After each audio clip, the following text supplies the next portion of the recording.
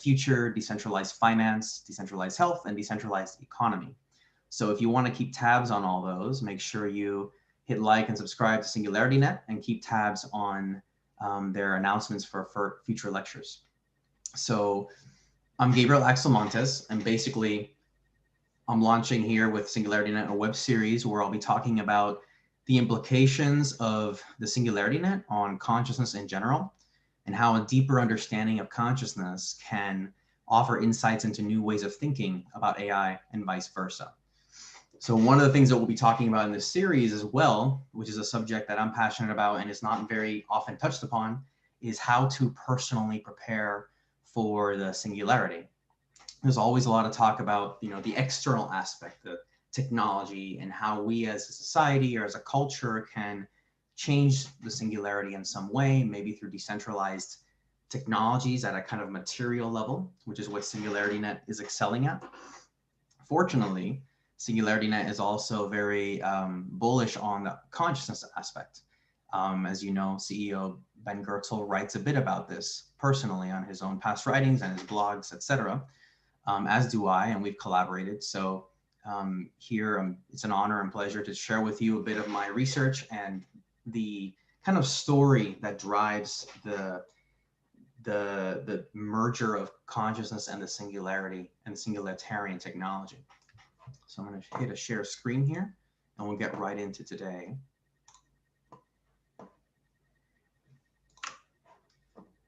So today's talk is called the evolutionary origins of the singularity. Okay, so I'm Gabriel Axel, and essentially the point of this talk is to really understand how the singularity has, in a sense, come to be over the course of evolution, and how have we arrived at where we are today, where we're actually acknowledging that there's something going on that looks like the singularity, that there's a convergence of technology that humans have made and human life and human society and culture. So in my doctoral work, I developed a hypothesis about how this has come about. And this from here spawns all sorts of concerns about consciousness, about ethics, and how we develop the future of artificial intelligence. So one of my main interests is how we get from here to here. So on the left, you have kind of more ancient human culture, let's say. And on the right, you have kind of the prospects of intelligent artificial or synthetic agents. And I think, and I would argue, that it begins all the way over here, where we see this quadruped primate swinging from tree to tree. And it goes from there to bipedal hominins. So this is a bit of how that story unfolds. That's what I'll discuss today in brief. And then we'll take questions a bit towards the end. So I argue that it begins with prehension, right? So prehension means the grip of the primate, the grip of the hand. Okay, so there's a more primal type of grip, or a power grip, in our arboreal ancestors. And then today we have more of a precision grip. So we can do a lot more fine motor functions. Okay, so my neuroscience background, that's my specialization, kind of led me to take a deeper interest into this and understand what could be going on here at a deeper level. So as soon as we kind of started becoming more land-based and we were starting to become bipedal, there were selection pressures on us bipedal prehensile hominins early on. And what started was, with our bipedal posture, our hands opened up. It didn't have to be used for supporting the physical apparatus, the physical body and physical movement fully. So what happened was that open hand initiated a kind of hand-brain coevolution. So a dexterity-driven brain development. And this is a bit different because now with the free hands, we're not constrained to just carrying our weight or reaching for a fruit or reaching for a branch. We're now in an open relationship with the environment, and we can manipulate the environment. And in turn, I'll argue, manipulate the mind in tandem with that. So we enter a realm of creative problem solving, where we explore ingenuity, we try to find solutions to problems in our immediate environment, and we envision a novel use for a particular material. In other words, we start engaging in tool making. We find objects in our environment and we purpose them to suit our needs. As this happens, we start getting into means-end reasoning and playfulness. So there's a teleological reasoning. Teleos kind of basically means an end or kind of a goal. So you're engaging in working towards some goal, and whether that's arrived at as a mixture of play and then reflecting on what's happening as you play, and or a mix of that with actual, I want to get from A to B and I'm going to find a way to get there. It's hard to tell. It's probably a mixture of both. So essentially, quadrupedally in our ancestors, knowledge was more dedicated towards our geospatial sensation. So in space, where are the fruits? Where are the habitats we need to return to? As we become more bipedal, then as the hand-brain loops open up, there's a shift to a more conceptual frame of reference. And both are subserved, or both are underlaid by the entorhinal cortex in the brain, which codes for the sense of space.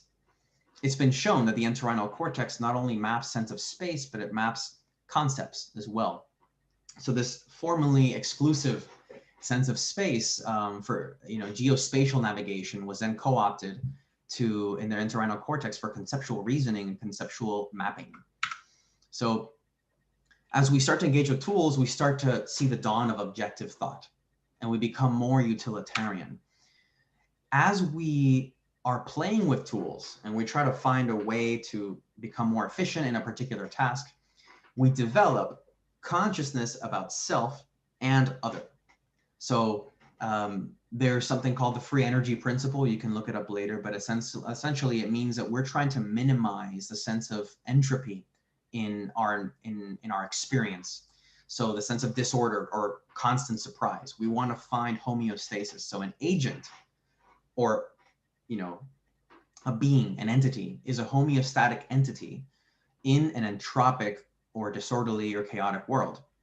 And as it's working with its environment and it's making tools, it is at the same time gaining a sense of self-understanding, because it's finding out what has utility for itself, the agent finding utility for itself and for its conspecifics, or basically the members of the species around him or her. So a tool is basically an externalized artifact. So what I mean by that is, as the agent or the hominin, right, the bipedal hominin, is working with tools, their cognition, their thoughts, their goals, their framing is being, in a sense, externalized or represented or offloaded into the artifacts that become the tools. And this tool, or these sets of tools, form part of the agent's extended mind. And I would argue, to use the word decentralization here, because it's fitting actually, is that this is in a sense part of the conceptual noetic decentralization of the agent's mind, okay? And we could argue that consciousness, and we will in future episodes, that consciousness is inherently decentralized, and we're just discovering that. Having said that, from the view of a developing organism, in this case a hominin, he or she is discovering that, oh, my mind is being decentralized as I'm extending myself into my environment vis-a-vis my tools. Because now, as you have a tool in the environment, you no longer have to engage too heavily in the cognitive process used to make it. You can now just use it, and it becomes an appendage of sorts, an extension of yourself, basically in time, because you're using something you made before without necessarily accessing the same cognitive insights you use to actually make it. And we know that because we live around ourselves in rooms and buildings and architecture in entirely human-made societal architectures and infrastructures that were made before us. So as we do this more, something called ostension is facilitated. Ostension is essentially just virtual prehension. It starts when you can't reach for something and you start pointing to it because you're reaching, you start developing that relationship with the thing you're trying to reach for, but you can't reach, so you just point to it. In other words, this is the birth of symbolic thinking. So your extended mind is basically a cognitive archaeology. And as you engage with your extended mind, you're basically a cognitive archaeologist. You're digging up old representations from your personal and or our collective evolution and engaging with that. So in a sense, we're already cyborgs. So the ecosystem is basically a repository of potential tools and aggregates of potential artifacts. So the social ecosystem, your conspecifics, the members of your species are made up of extended minds. And there's something called stigmergy, which basically refers to, in simple terms, the coordination among agents by using traces of actions left behind in the environment to discover new actions and take new actions. So we engage as bipedal hominins in tool making in a kind of proto-scientific method. So a tool making agent must first make observations about nature. What are my needs? What materials are there around me? What is missing? Then the agent can formulate a question such as, how can I more efficiently cut through this tree branch, which may result in a hypothesis. Like, attaching a lever to my tactical stone will increase the percussive power of my strike, and it will result in a decrease in effort to cut through this tree branch. The agent will then test the hypothesis by collecting data. He or she will carry out an experiment, in this case by constructing what becomes an axe and using it to try to cut the tree branch. The agent then analyzes, quote unquote, the data by observing the outcome of the action and then evaluating the result.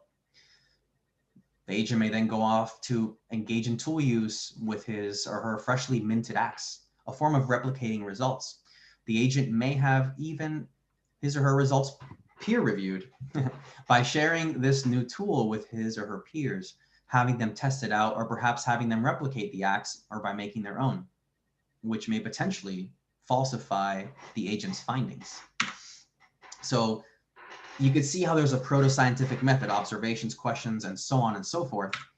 And one of the key things that happens in this process is the feedback between thinking about objects in the environment objectively and the instruments involved that you're making, and you're constantly finding out about what's useful to you. You start to really, kind of like a snowball effect, develop self and other consciousness. As you develop consciousness about yourself, you can start to recognize those things in others because they're using very similar pathways. Self-recognition and social cognition use, to some large degree, overlapping neural pathways. So you could argue that the more you can recognize some aspects of yourself, the more you can recognize them in others, and you can potentially even cultivate empathy in this way.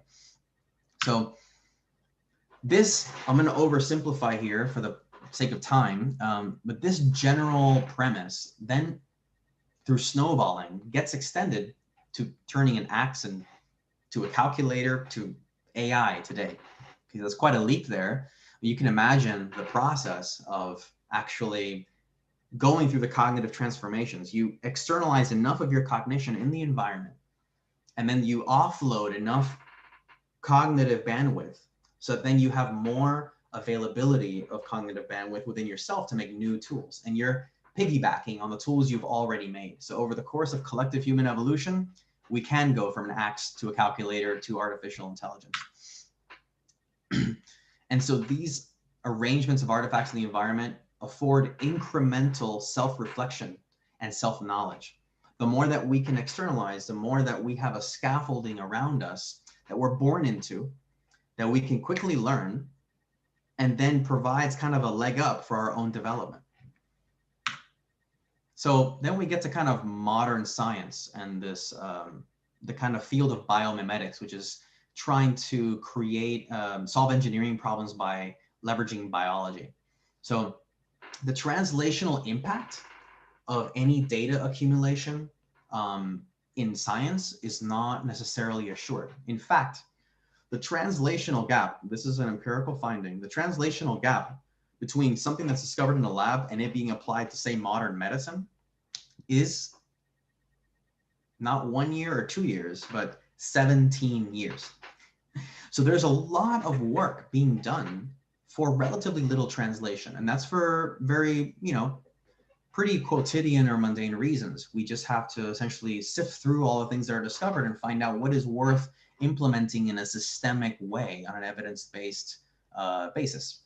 So what I would argue is that the real driver that propels our search for our desire to build something is knowledge of ourselves. Although we don't think about it as knowledge of ourselves. It's just a driver because we, in order to understand, we must build to some degree, especially the left brain folks. Even the right brain folks need to make art in a sense. And that art then serves as a mirror to reflect back at us, at the artist, kind of something about him or herself. So knowledge of self in a kind of implicit way is a driver, and it's represented as objective understanding in our experience. So understanding of a natural system, when we try to, engage in modern science, or we're trying to engage in bio-inspired design, is happening. Having said that, I'm arguing, secondary at an epistemological level, at a level of knowledge and knowing. It's secondary to that of self-understanding, even if we don't explicitly think about self-understanding. There is a process of cognitive scaffolding that allows us to know things about the world through our own lens as we externalize things into the environment. So the self-understanding and the understanding of objects that we build and that we make tools out of are co-enacting. They're happening kind of together. They support each other. And it's that phenomenological sense of implicit self-understanding that helps produce objective understanding. So what I call gross biomimetics is, I'm going to use the terms gross, subtle, causal to indicate increasing degrees of subtlety. So gross biomimetics is basically bio-inspired design. Someone saying, I want to build something that functions like an animal because it's been shown that in nature, this seems to solve X problem that we experience in our product or our user base. And so we're going to consciously try to mimic nature. Then there's subtle biomimetics, which is understanding natural systems. And I'll explain how this goes. It's basically, you have curiosity about, let's say, understanding the human brain. So what you do is you collect data about it. You go to a lab, you scan brains, or you take, neural cells and you build models about how they function. To analyze that data better, you need to have increased computational power. So if you collect data, your given amount of computational power in your computing device will tell you a limited amount of information about what that means in terms of how the human mind functions. So you'll need increased computational power. And then from that increased computational power to compute the data to give you the results you want, you'll get increased understanding of what you're trying to study, in this case, the brain. And then you'll notice, well, we still have more to go. We still have further observed gaps in our understanding. And so you develop more curiosity again, and then you collect more data, and then you need increased computational power to take care of that data. So you keep ratcheting up self-understanding, hidden behind the guise of objective understanding. What's happening on the objective side? You're essentially creating a replicant of yourself in the process of trying to understand yourself without even trying. Yes, there are people that are consciously trying to engage in projects of replicating the brain. What I'm arguing here, though, is that it's happening subtly anyway, regardless of any conscious intent. That in order to understand something like the brain or any complex material system, you essentially need to copy it in some way. So as you ratchet up the self-understanding gap, computational power loop, you're in a sense replicating yourself. So the knowledge is a reward that keeps feeding you forward in this creation process. Are we cognizant of this happening? That the fact that we're actually replicating ourselves without realizing it? I don't think so. That is the purpose, one of the purposes of this talk, is to realize what I call causal biomimesis, which I'll mention in a second what that is. So the inextricability of self-consciousness in tool making leads to a projection of the self. And what happens is that you have functional artifact wholes, which is a holon, which means something that is a part and a whole at the same time. So as you start to project outward, offload your cognition outward into the environment, you create aggregations of artifacts that then create cities, that then create, buildings, cities, countries, and so on, the infrastructure level. And those are individual holons. They're parts of a bigger whole, and at the same time, they're wholes of smaller parts. So each of these resembles more or less comprehensive cognitive functions. If you look at the structure of cities and the highways, they resemble kind of the similar structure as they are the blood vessel system in the brain or in the body, or the neural system in the brain. And somehow this all seems very similar to the mathematical correlations that are happening kind of when you look at the dark matter connecting different galaxies in the universe as well, strangely enough. So as you keep offloading, there are more and more comprehensive cognitive functions represented in objects in the environment, not only in the systems. You start to have autonomous vehicles because you've offloaded enough cognitive information in your own growth process to be able to have an artifact that accumulates enough to be able to function autonomously. And then you have something like virtual reality. Virtual reality technology is essentially something that's trying to replicate human sensory input in a holistic way to mimic what it feels like to experience your reality as a human being in 3 dimensions. So the co-enactment of self-consciousness and artifactualization is a co-modeling of self and artifact, as I said, and there's the MCS you're drawing. You're having a covert projection of selfhood and properties of the self as you go along, because these cognitive properties of yourself are actually being represented in the objects you create, such as virtual reality, autonomous vehicles. So there's implications for this projection of selfhood in creativity, engineering, and science. One moment here about this projection of selfhood and what that means. That if you look at evolving hominin, bipedal hominin earlier on, it pays to be able to differentiate the background against, or rather living beings against a background for survival purposes and for identification of your tribe members for survival. So it's been shown that in a lab that you can essentially, there's very clear difference between the perception of a moving part versus a moving organism. Even if the organism is represented in just dots at a skeletal structure level, like a Microsoft Kinect, where you're doing motion tracking. Humans are very good at recognizing when something that's moving is an organism, a living being. So we have been trained for a very long time, and trained and programmed in a sense, just naturally, to see living things externally, okay? And since we're always thinking about ourselves and others as we're building tools from hundreds of thousands of years ago, that selfhood reflection, that self-reflection at an unconscious level is always taking place as we build tools. So we are covertly projecting selfhood, and after all our cognitive externalizations, offloading cognitive functions and etc., at the end of that comes selfhood. So if you have this going long enough, you will project selfhood onto something. After all, we are a species that sees faces on the moon and the profile of the Virgin Mary on a piece of toast and sell it on eBay for $500,000, right?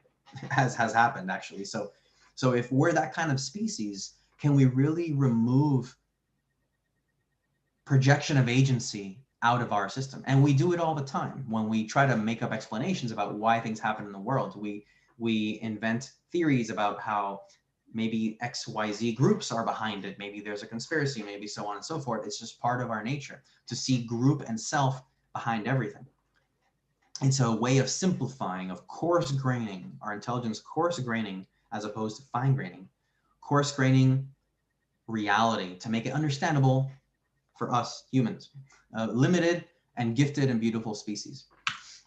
So as we have this extended mind of artifacts that we're basically swimming in and interacting with, like as if they were prosthetic limbs, we are in a process of cybernetic feedback. Okay, the feedback of these things affects us, and it ratchets up our own growth, and it autopoietically self-organizes to some degree as long as we're participating in it. At some point, when our cognitive artifacts reach enough complexity, such as AI becoming complex enough where it passing a Turing test or entering a humanoid robot, there's a self-resemblance threshold. So you can outsource your cognitive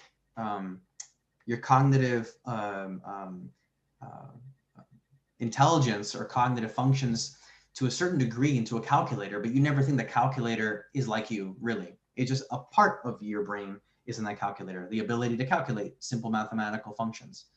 Having said that, at some point, if you do this enough, offloading, externalizing cognition as the environment, you will also offload agency. You will also offload a complex enough organism that can be autonomous and have their own agency. And at that point, you're pretty strongly projecting your sense of self onto this thing that may or may not be conscious, may or may not be aware, but it looks like a human and it behaves like a human, so maybe it must be human. So in a sense, there's this aspect of us that it overestimates the agency, autonomy, consciousness of something. And that's important to pay attention to in mass media and the reflections of AI. So if you always talk to engineers, they're like, no, it's not real intelligence yet. No, it's not real intelligence yet. But you talk to the public and the media, they swear that it is actual intelligence and the AI is going to take over humans. A lot of that is due to the projection of selfhood where it doesn't necessarily merit it in terms of its internal engineering. So at some point in this process, there's something I call agency transference, which is you project a sense of agency onto this external artifact. Are we conscious of this process? No. There's also, as the AI and the robotics become advanced enough, they will counter transference on us. They will basically, their autonomous agency will be able to see agency in us, and it will affect us. It will very cybernetically loop with us. So far, we're just kind of building towards it. We all remember the time before there was the internet, more or less, most people watching this video anyway. But kids are born with iPads in their hands, and eventually they'll be born with humanoid robots, and eventually they'll be born with a link in their brain or some such. And there will be an interaction with AI that's almost second nature, and that'll be affecting us in strong ways. So causal biomimesis. I had this image here of Tyler Durden in Fight Club on the lower right, where he indicates a cigarette burn, which is basically the changing of the reels. So this is a metaphor for the transition from pre-autonomy and pre-agency AI to AI that gets to the point where we can say that has agency. And that reel change, so to speak, is something that we're not really that aware of, in a sense, and how we got there, at least. So causal biomimesis, okay, is what comes after subtle biomimesis, which is subtle biomimesis is the full functional mimicry of a natural system. And you can completely offload into the artifact, like a quantum computer, let's say, to replicate the function of the brain. It'll have equal computational ability potentially at some point. So might it have also equal architecture? Might it be necessary? This is a good question for engineers to think of. Why is the human brain three-dimensional? Could it be because of the electrical fields, electromagnetic fields have to influence other layers? If you rolled out the brain in a flat kind of roll of a carpet, so to speak, would it be the same? Would it be as efficient? So in a sense, this is why I also call it biomimesis. Even though AI does not have to resemble human function, it could take a very different form. It may, to kind of mimic human function as human function is, if that's of interest, it might have to be, there might have to be the 3D unfoldment of the neural architecture, potentially. So causal biomimesis is biomimesis that happens ab initio, from the beginning. It basically means that self-replication is inherent in our instrumental cognition, meaning eventually, with enough time and enough material resources, we are outsourcing our cognition and our intelligence fully in a form of what I call post-biological reproduction. In other words, objective thought, which started with the proto-scientific method of tool making, is the mechanism by which we project self-understanding into the objective world. We kind of bifurcate it into the subjective and the objective. And we try to ratchet and bootstrap both together until we have offloaded all of ourself into the environment, such as to create an autonomous holon or an autonomous artifact. In a sense, we're using our mind unconsciously to replicate ourselves. This is literally built into the way we think. It was, in a sense, I won't say a destiny of some sort, because that word has certain connotations. Let's say uninterrupted with time and sufficient material resources, as we've seen in our human evolution so far. Humans will replicate themselves. Whether it looks like a humanoid or not, we will offload all of our cognition until the point where that autonomous artifact or conglomeration of artifacts or artifact holon can then replicate itself. And then in a sense, we've passed on, we have done the complete real change. There is now an autopoietic self-organizing process in a synthetic or potentially biohybrid being entity that can then take on its own evolutionary course. And my main argument in this talk is that that is built in to the constraints of the human, that is built into the human evolution because of the very constraints of the human brain. Essentially, self and other consciousness and instrumental cognition working together. So selfhood is the leading edge of that, in a sense. So the post-biological reproduction, we've gone from peptides, genes, cultural memes, digital memes, human-computer interaction and information, to synthetic and biohybrid reproduction as a cause of causal biomimesis. The word causal basically means kind of unto itself. It's biomimesis is inherently being caused by the very mechanism by which the human brain works. It's almost like built into a hardware, it's baked in. And this is, it's just the way we evolved. And there's a lot of missing factors that we don't understand. But just looking back on this, this much is clear. So I call this the causal biomimesis hypothesis. So this anthropogenic biomimetic cycle, meaning biomimetic cycle originating from humans, becomes complete once the artifacts can replicate themselves. So this cycle started with instrumental cognition and objective reasoning in a prehensile hominin, and completed with the self-replication of the next generation, which is the autonomous being, synthetic entity. So, and this is a model from my paper on the subject, Causal Biomimesis, Self-Replication as Evolutionary Consequence, which I presented at the Living Machines Conference at Stanford University in 2017. So essentially what you're looking at is from the red numbers, 1, 2, 3, 4, 5, 6, and 7 are the evolution of the agent's relationship with artifacts. The human or the hominin agent is in the middle, the black dot with the black circle with the dotted lines around it. And in the beginning, it's a very crude tool creation. And then number 2 is it produces greater aggregations of artifacts, proto-scientific method. Number 3 is artifact holon ecosystem is enacted through increasing scientific methodology or proto-methodology. And the holons, artifactual holons, evolve to resemble entire sets of human cognitive function. At this point, gross and subtle biomimesis efforts are already occurring. Number 4 is there's detectable agency transference. There's autopoietic formation of artifacts. They achieve a sufficient form of selfhood, which is represented by that dotted line you see around the kind of diamond or square shaped artifacts as they organize through the human interaction. And then number 5, you have self-replication and agency is achieved. And there's functional agency transference and potentially countertransference between the biological human agent and synthetic agent. So autonomous agency is attained, and maybe consciousness is attained. I treat consciousness as slightly different. I think we should. Consciousness is a very big topic, and we shouldn't assume that because something has agency or autonomy that it is automatically conscious. That's an entirely other, completely separate argument.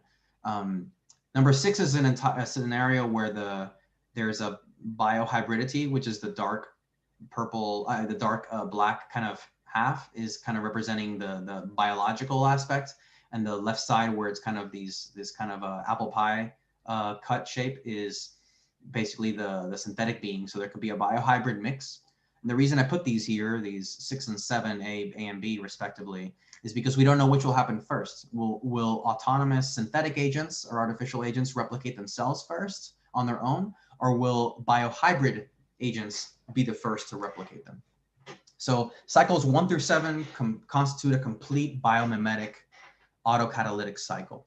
And at each step along the way, it catalyzes more and more and more of the first step. So we always continue doing step number 1, number 2, number 3 as we build more and more complex artifacts. So now, what does all this mean? This is kind of the fountainhead of this theory. It's basically, wow, okay, so AI isn't just happening, and it's not something that we can afford to kind of just let go of. It's sort of like something that we're obviously in control of, or let's say obviously influencers of or players in. Why? Because the sense of human self was always being projected into AI one form or another as we made all these tools. So we have been, in a sense, playing a big hand, no pun intended, a collective hand in the shaping of this through our culture. So in a sense, artificial intelligence is a human intelligence affair. If you really want to democratize artificial intelligence fully, you don't only get the engineers to work on it. That's the front trench. You also want to get humans to think about, wait a second, what are we building? And what aspects of ourselves are being represented in what we build? So how about the farther reaches of human nature? Artistic creativity, empathy, non-ordinary consciousness, such as, the meditative, deep meditative states, deep vision and vision states, mystical states, so on and so forth. All the little special abilities that come with that in some cases. Those are all human things. And why is this important? Because agency counter transference from the AI back to humans. If we build AI that is at a certain level of human intelligence, and that AI starts to have an outsized influence in the development of the individual in present and future generations and the development of the collective, then that AI projecting its version of what human intelligence is, and it inherently presents a ceiling to the growth of the human one way or another in ways we can understand hypothetically, and ways we don't understand. We don't fully understand what the effects of a kid holding an iPad are from a very early age. We don't fully understand that yet. So agency countertransference, meaning the effect of AI on human development. So what if we're creating AI at a large scale that does not represent or understand the deeper capacities of human nature? If that's not happening, there is a chance that human development in aggregate, in an average or in very large pockets or even small pockets, we don't know yet, that human development in aggregate may stall or plateau to some degree. Because of the way we engineered AI to interact with us, it created a kind of an invisible cage of some sort on our neural and let's say our mental growth and development. psychologically, emotionally, spiritually, and so on and so forth. So that means, so this process of creating autonomous AI at a certain intelligence level is already in process.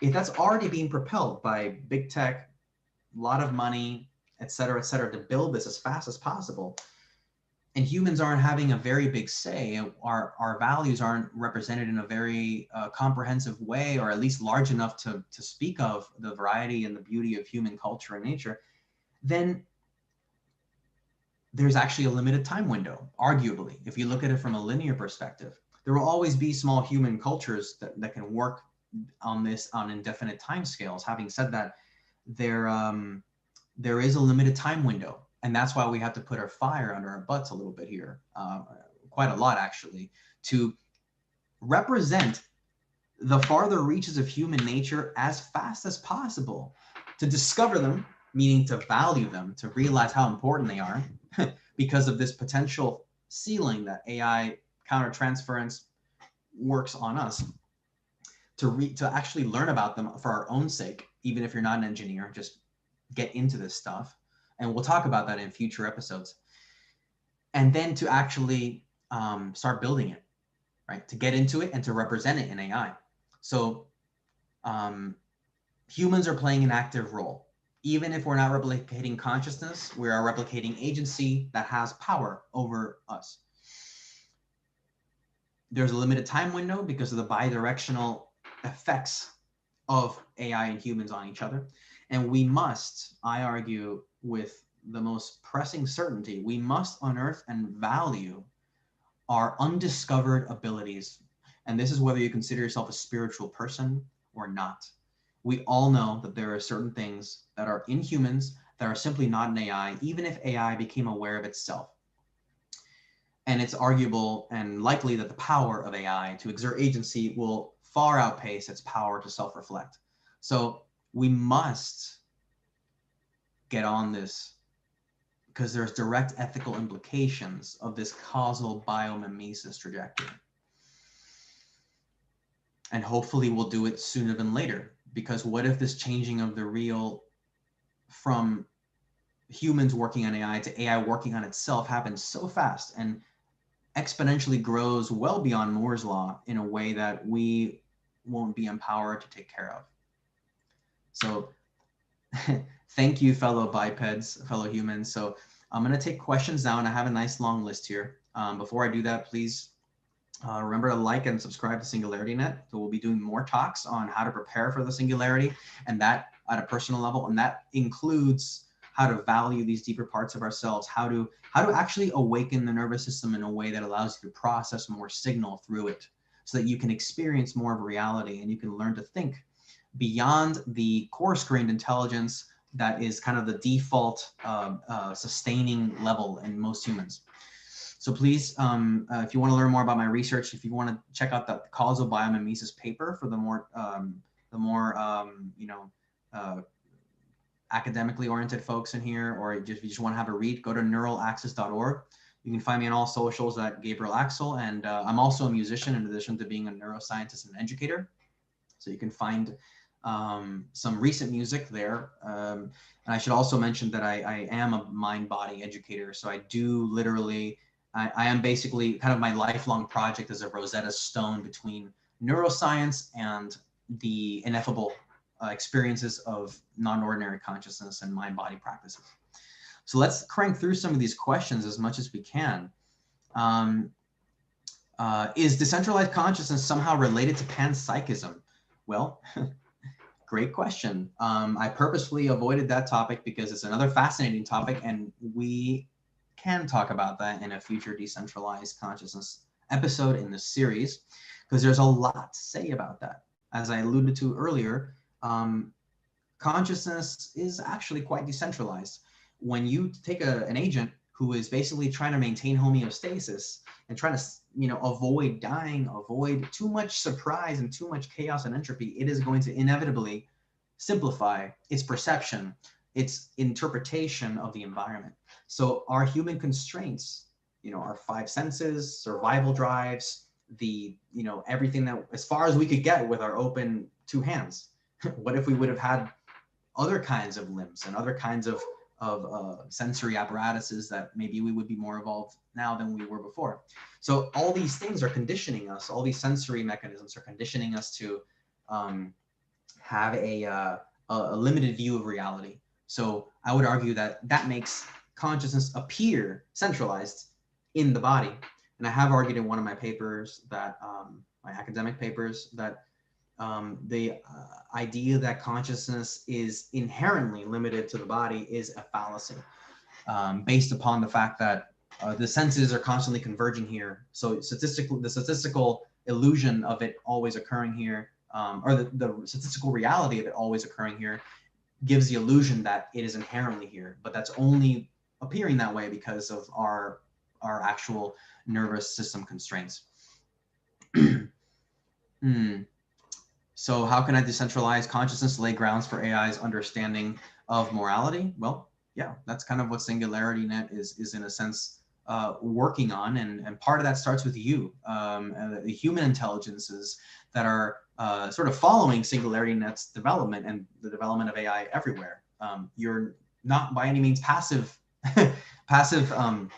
watchers. You are active human agents in this process. The more that you represent and value higher intelligence in yourself, the less you will be duped by an AI that says it's intelligent. You could play a better Turing test the more you cultivate in yourself. So you kind of increase your let's say, for lack of a better word, you increase your consciousness sovereignty and your consciousness wokeness by so to speak, right? About what really does consciousness mean? Where is it? Is this AI really intelligent as it pretends to be, or as this company says it is? So things like that. How could a platform be brought to analyze itself to eventually reflect on itself? That's a great question. I hope we're saving all these chat questions, because these could all turn into particular episodes later on. So that's a great question. I'm gonna pause on that for now, because it's quite a big subject to cover. So I'm gonna stop the screen share real quick and just share my video so you can see me more clearly as I keep going on some of these questions. So if we offload our cognition, who will be in power over it? Oh, exactly. That's why SingularityNET exists. We've been offloading our cognition forever. So beware of efforts to capitalize on your offloaded cognition that don't seem like they really have your best interest in mind. So that's a question for self-reflection, and it's a great question that speaks to why SingularityNET exists in the first place. How could we approach making this topic accessible for all in order for people to be informed at a larger scale? I love that question, because when I wrote this paper about a year afterwards, I thought the implications of this theory are so big and so wide-ranging that it is worth launching like an entire almost educational initiative to actually say, everybody, our human constraints are shaping everything we build, and that's affecting our future in different ways. And we need to understand how we do that. And we need to also cultivate the farther reaches of human nature so that we can play a better Turing test game with AI. We can know when something's not the real thing. And then paradoxically, we push AI to greater heights, because we can know, oh, that AI is actually not fully human yet, because we know what our deeper capacities are. So we say, okay, that AI reached like a certain level, so how can we make it higher? And then once that AI can understand your higher capacities, it can support you in them if it's guided by the right initiative. It could also manipulate you.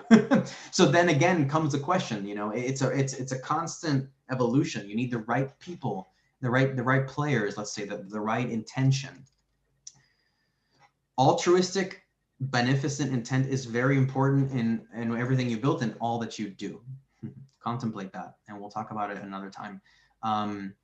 So I welcome suggestions, volunteering assistance or participation, and kind of ideas about how to share this more broadly. You're able to read my paper and talk about it. Of course, you can reach out to me through my contact form on my website. Gabriel, do you believe that humans have a soul, and will AI have one too? I do believe humans have something called a soul, and we can talk about that next time as well. And will AI have one too? Eventually, potentially. I wouldn't rule it out. I think the substrate has to be right, and the substrate has to be right. And there's a lot to be said about what the material substrate is of something. But that's one of those questions I want to say yes, no, maybe, depends, right? It's a very complex question in a good way.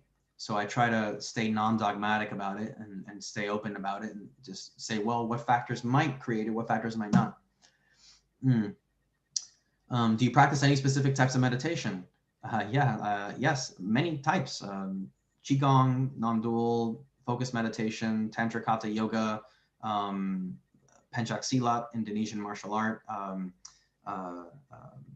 surrender, different types of clearing, perspective taking with the environment, dissolution of different aggregates of the self, working with things that haven't even manifested yet in my system, but being aware of patterns. So it's part of it is learning to see your experience as a complex data set and system, and to be able to kind of feel it. And there's everyone's a different kind of thinker. So we can work on this. It's something I teach already, and it's something we can talk about a little bit in our courses. Let's see.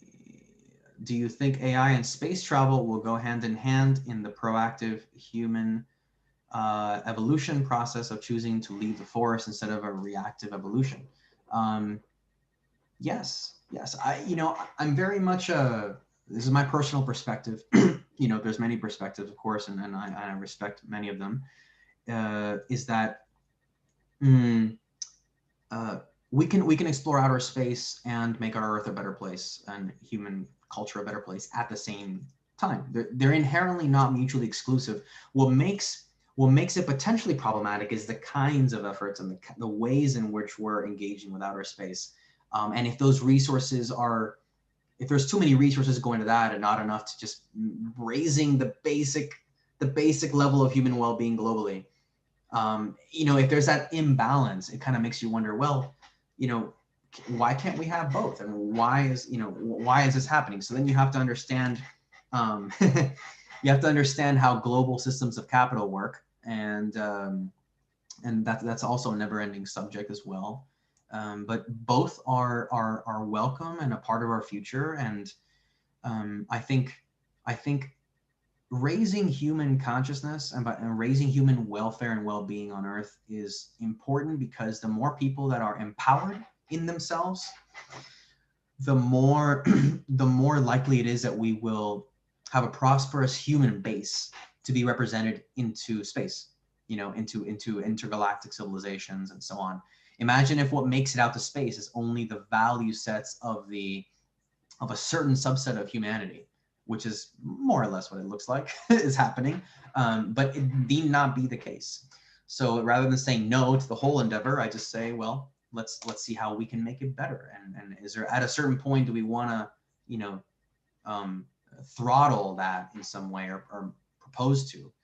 I think one thing is to, be careful of projecting and reacting to everything one sees online. It's the world is a chaotic place now, and I think we need our mindfulness and our non-ordinary consciousness now more than ever.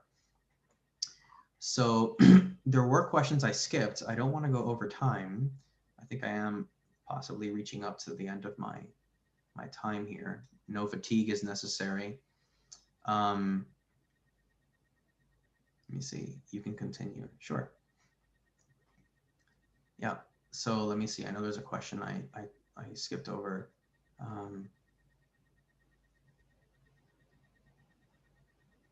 Personal question to Gabriel. What does it mean to you to be conscious and human?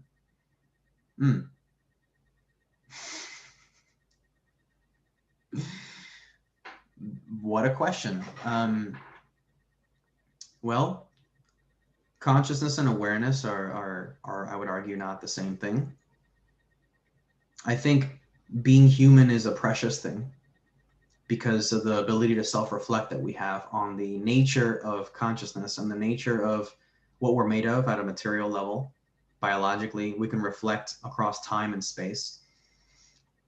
And it's possible that other species do so in their own way. Actually, I have argued that other species, maybe octopi and whales and so on and so forth, have their underlying substrate conditions them to see reality differently. The way that they parse information, that's what intelligence does. It parses information. And if your nervous system and your biology is like conditions your the shape of your intelligence, right? It's not a linear thing. It's just kind of a 3D thing, a blob of different dimensions. If your biology is conditioning your intelligence, you're going to react to your environment in different ways, or sense it in different ways, and perceive different ways. So in a sense, other species are, in a sense, beyond humans, a part of the decentralized nervous system of consciousness. If you view the mind as this kind of process that science doesn't fully understand, because of the limitations of our instruments currently and the abilities of us to make certain kinds of hypotheses, then mind, let me put it this way. Galileo said, measure what is measurable and make measurable what is not so. Something like that. And maybe I paraphrase it slightly there. So he, in a sense, I kind of agree with that, because there is if we can measure something, we can share it with people that want to see the measurement to kind of take it seriously, or maybe collectively for public policy. If it's measurable, we can implement it, as opposed to me running into Congress and saying, yes, this is how intelligence, I've seen this and this and that, they won't believe me, or right. So long story short, the mind is mappable.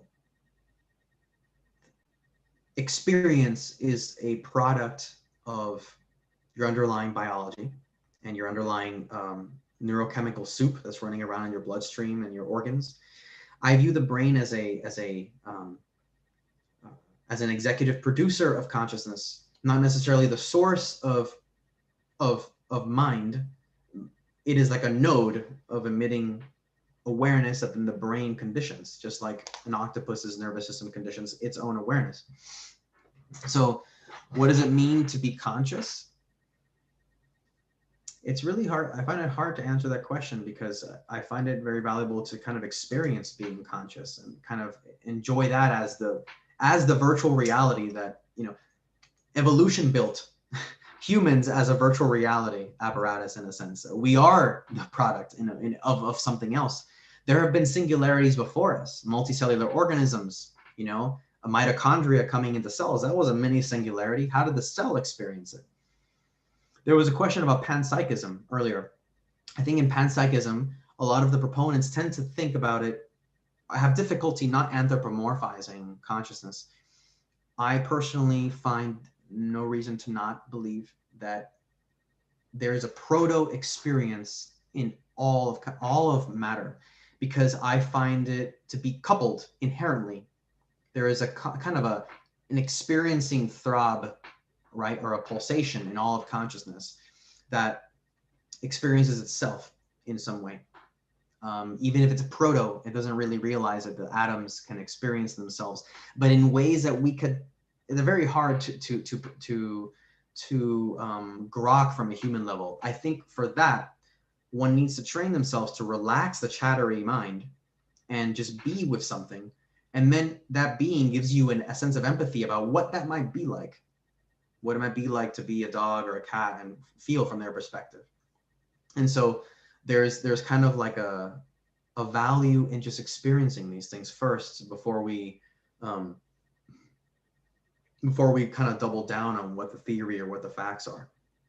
So I view human intelligence as a gift to be able to go deeper into human intelligence and discover what it means to be human.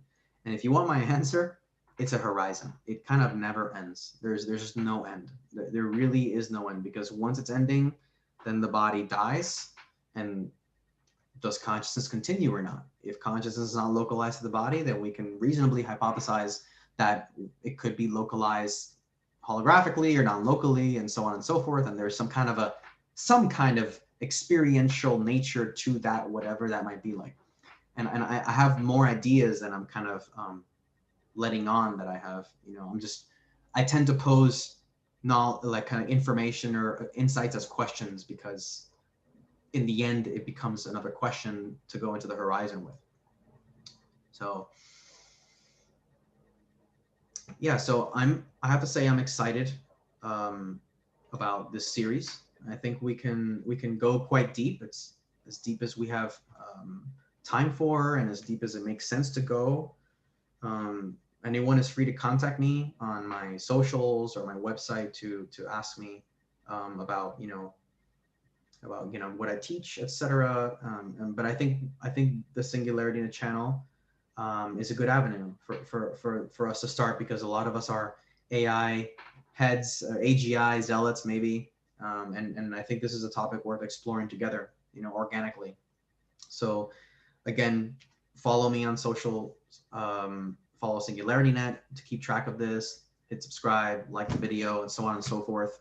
And hey, maybe it's possible to have this causal biomimesis thing kind of wake people up a little bit in some good sense, in a very grounded scientific way. Just, hey, look, like, we're active participants, and our human intelligence is playing a deep part in our what we're building, and it makes sense for us to kind of get on some same page together. So I mentioned earlier in my talk the importance of altruistic and beneficent intent. It is really important to view your own aggregates of consciousness as much as you can, to see what it is that limits your own understanding and your own attachment to the past or projections of the future. So really kind of intending that you can kind of, in a sense, personally, with your own sort of higher self, and however you want to work with it, your own higher wisdom, or let's say your own innate joy of being or knowledge, that you kind of surrender to your own future potential, the things that are kind of like crystallized emotions from past mini traumas, or fixations on ways of thinking a certain way. I have found that there's a great joy in just kind of like really holding a lot of compassion for oneself, and also non-attachment for all the things that we think are ours but are not really ours. They're just coursing through us like a river. And I think the more that we do that, the more clearly we can see reality, the more clearly and compassionately we can relate to each other, and the better and deeper and more beneficent AI we can build. So on that note, I'm going to pause and, or rather, conclude for today. And again, keep track of SingularityNET, and you'll hear about the next episodes in the series. So thank you, and I wish you a good night, a good day, wherever in the world you are, and yeah, be well.